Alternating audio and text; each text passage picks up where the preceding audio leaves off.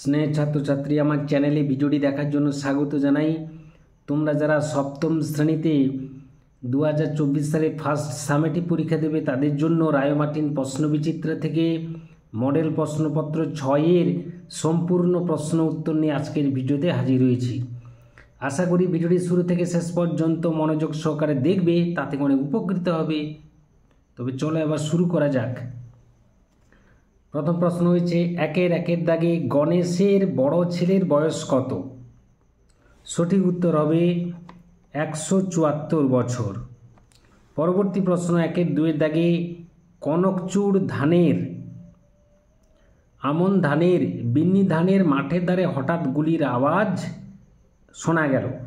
সঠিক উত্তর হবে বিন্নি ধানের মাঠের ধারে হঠাৎ গুলির আওয়াজ শোনা গেল। 3 দাগে প্রশ্ন কোনটি তৎসম শব্দ? উত্তর হবে পত্র হলো তৎসম শব্দ। পরবর্তী প্রশ্ন একটি অর্ধ তৎসম শব্দ হলো, সঠিক উত্তর হবে বদ্যি। এরপর আমরা চলে যাব পরবর্তী অংশে।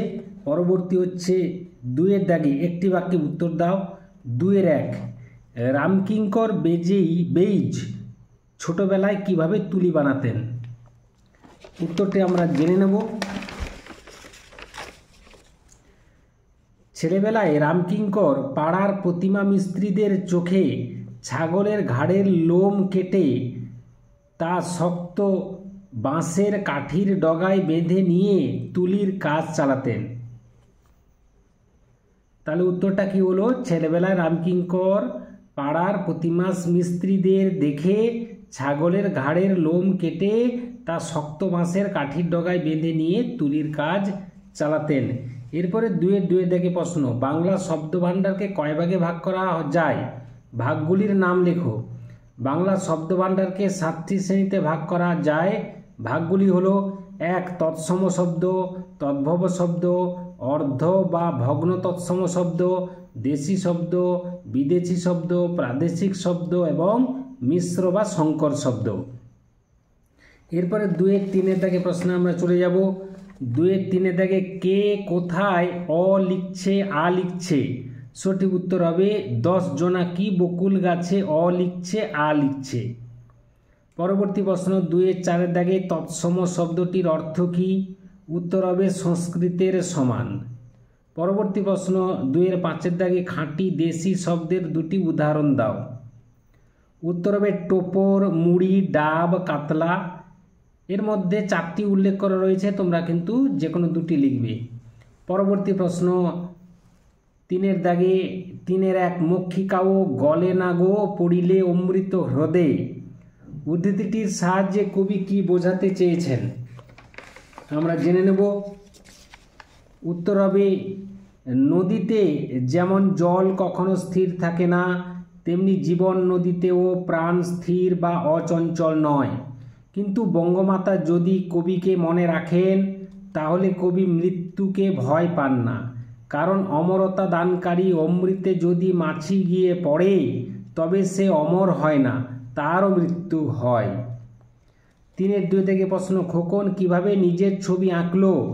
উত্তর হবে খোকন তার বাবার বন্ধুর কথা শুনে একদিন নিজের ঘরে চোখ বুজে বসে রইল এবং সে কল্পনায় শুধু অন্ধকার দেখতে পেল। তারপর কালো রং আর তুলি নিয়ে খোকন সেই অন্ধকারের ছবি আঁকলো। ড্রয়িং খাতার একটি পাতা কালো রঙে ভরে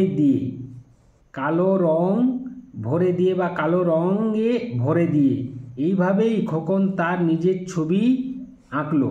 এরপর আমরা চলে যাব 4 দাগে। 4 দাগে রয়েছে 4-1 মাকুর চাবি কোথায় ছিল, তা কি দিয়ে ঘোরাতে হতো? উত্তর হবে পিঠের মাঝখানে মাকুর চাবি ছিল, তা কান খুশকি দিয়ে ঘোরাতে হয়। পরবর্তী প্রশ্ন 4-2 দাগে ঘড়িওয়ালার মা কি ভালো রান্না করে? 1 ছুটে ঘড়িওয়ালা কোন মাঠ পার হয়েছিল? ঘড়িওয়ালার মা সরু চাকলি ভালো রান্না করে। দ্বিতীয় প্রশ্ন 1 ছুটে ঘড়িওয়ালা কোন মাঠ পার হয়েছিল? উত্তর হবে সুনসুনির মাঠ পার হয়েছিল। এই ছিল আজকের ভিডিও। আশা করি ভিডিওটি ভালো লেগেছে। লাগলে অবশ্যই একটা লাইক করে দিও, শেয়ার করে দিও। চ্যানেলে নতুন হয়ে থাকলে চ্যানেলটি অবশ্যই সাবস্ক্রাইব করে চ্যানেলের পাশে থাকো। ভিডিওটি এতক্ষণ ধরে দেখার জন্য ধন্যবাদ রইল। পরে ভিডিও আবার দেখা হচ্ছে।